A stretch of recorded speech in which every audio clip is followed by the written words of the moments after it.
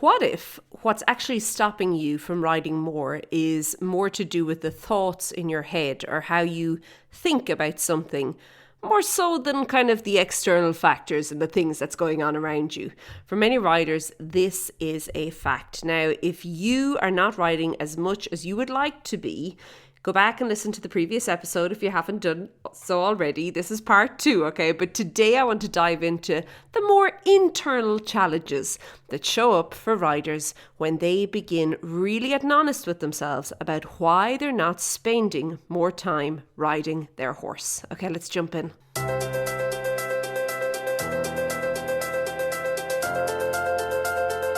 Hey there, and welcome to the Daily Strides podcast. My name is Lorna.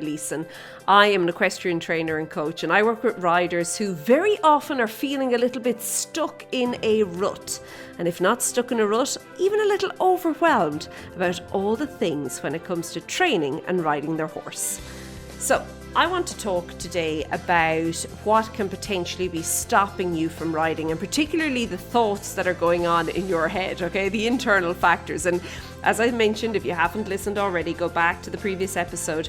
We've already spoken about some of the external factors. But today I want to talk about what is maybe going on that, if we could change things a little bit. If you could bring some awareness to this, you could begin to make some changes, some real conscious changes, and that's going to help you and your horse solve this problem, or at least try and figure things out. Now, the first thing that I'm going to talk about today is not a popular one, so just brace yourself here, okay? But it's the wrong horse and rider combination. Now, this can be a tough one to admit, okay? And then once you've admitted it, taking action can really feel both mentally and emotionally uncomfortable for many riders. And I think it's because sometimes we're conditioned into believing that if we create a partnership with a horse, well, that partnership has to last forever, okay? We've all heard this term of the forever horse, okay? And I think that sometimes we can maybe fall into the practice of thinking that this really and truly applies to every single horse that we ever meet along our journey. And that is absolute nonsense. It couldn't possibly be that way. If this is something that makes you feel quite uncomfortable when it comes to your horse, I think it's good to begin thinking about other relationships, partnerships, and friendships that you've had with other people in your life, and how you'll see that there's only the few that will actually last a lifetime. People will come and go as you're at different stages, and as it is suitable at different stages, as they're a match at different stages in your life. And it's not that you fall out with them and you never see them again, but people drift off. It's just like things change, the relationship changes, the values, we spoke about that last week, and the priorities, it all changes, okay? And they just drift off, and you kind of wish them well, and that's it, and off they go, okay? And I think if we could begin to maybe be a little bit more open to this kind of a flow when it comes to our horses, and when it comes to working with our horses, it is going to help us. Because what you'll often find, and again, looking back on your relationship with the different people in your life, is that as soon as the one person is, can we say, flowed out, or as soon as the one person has kind of left your very close proximity, somebody else will always come in to take their place, okay? It's not that there's like this space that's left open. Very often somebody else is going to come in. Is it going to be the same relationship? No, of course it's not. It's a different person. And that is the same with horses, okay? Very often we are with horses for a period of time, and then for whatever reason, something will happen or something will change, and there's just the alignment is no longer there between horse and rider. And I think that if you are really struggling to get into the saddle, this is something worth assessing, okay? This is something worth thinking about when it comes to you and your horse. Now, the other thing to point out here is often people see this as being a very final thing, like, oh, that means I have to sell my horse and I'll never know whatever happens to my horse and blah. Not always, hey? Now, I do realize that there does have to be a certain set of circumstances present.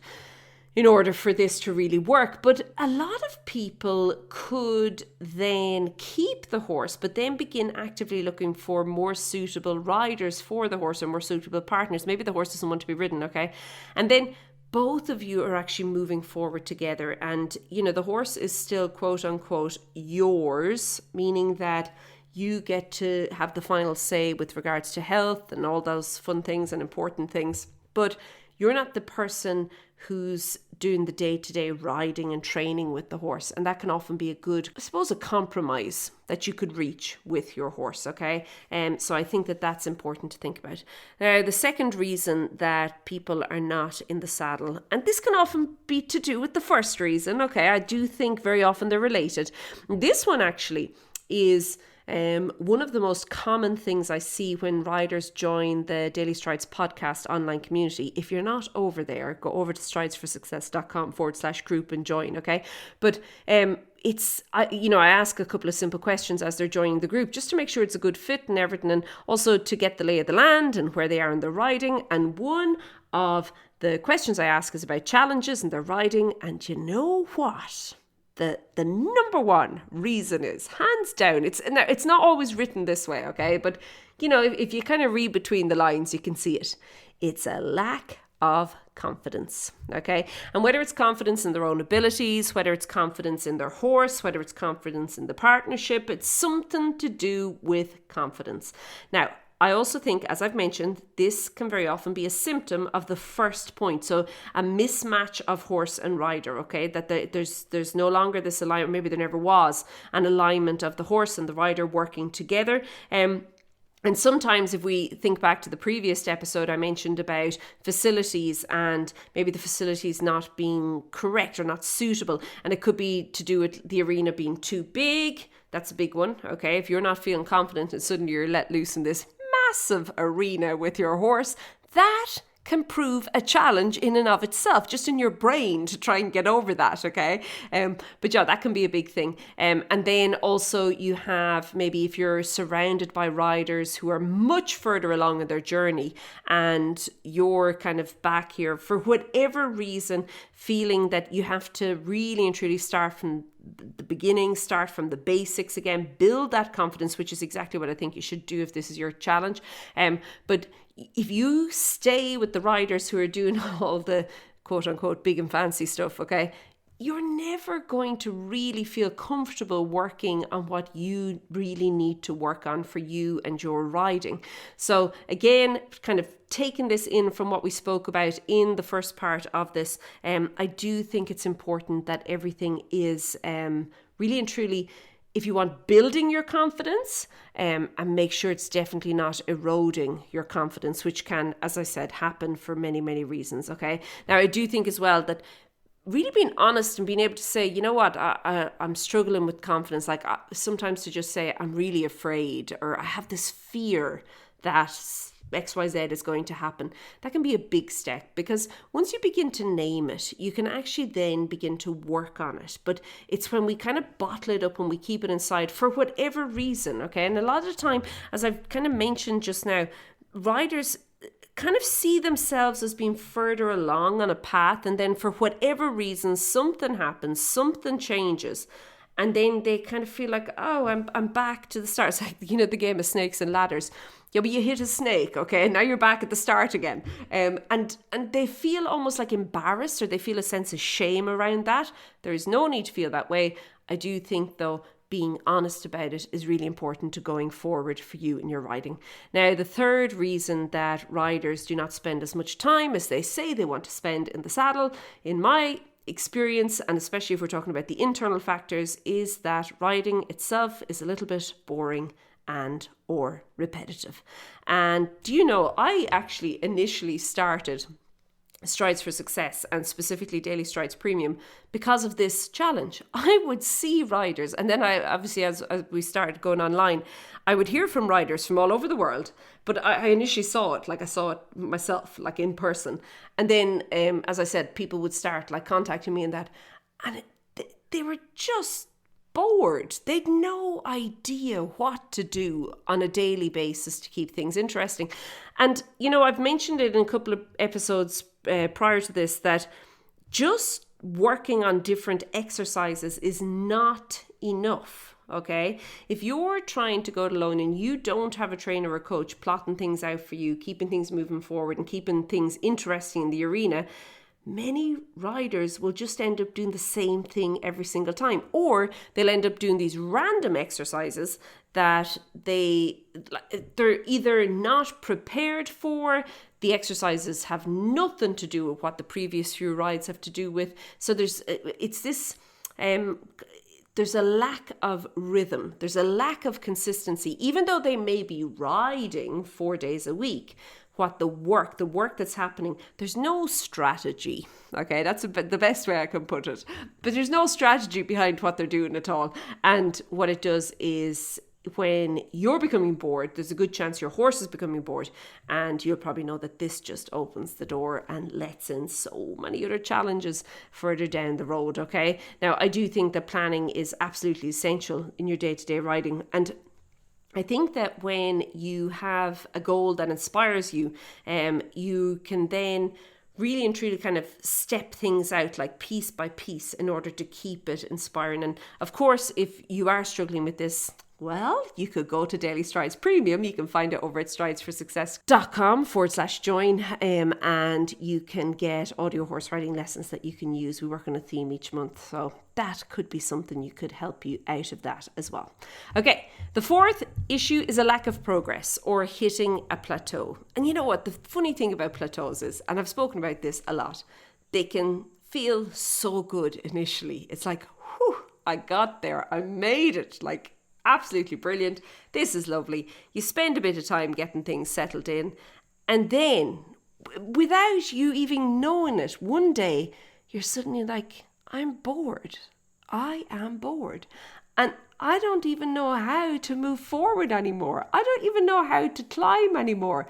I don't know how to get things moving forward again.